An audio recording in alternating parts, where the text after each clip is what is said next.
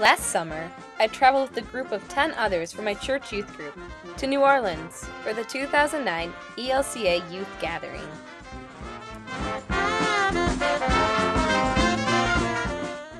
We gathered with 37,000 young Lutherans from all over the country for this 5-day experience.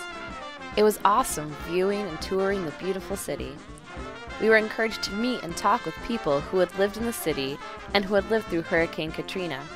It was incredible to hear their stories and see the resilience both they and New Orleans had. However, not everything had bounced back.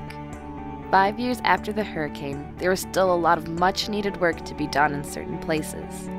Our group took an eye-opening tour of the lower 9th Ward, the section that received the most devastation during the storm when the levee broke.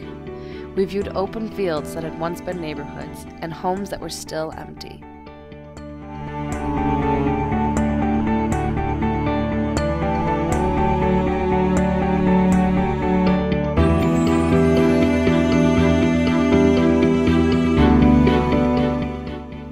Each youth group that went down was given a different service assignment. Our group was assigned to work with Terrytown Elementary School, a school just outside the city that was still unable to move back into its main building because of the storm damage.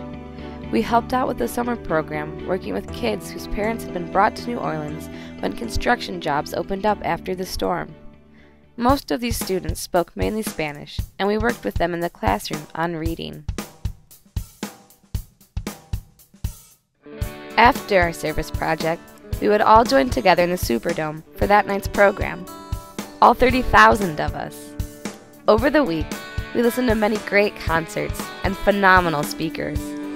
The whole thing was very moving, especially being surrounded by that many people. I will never forget my trip to New Orleans.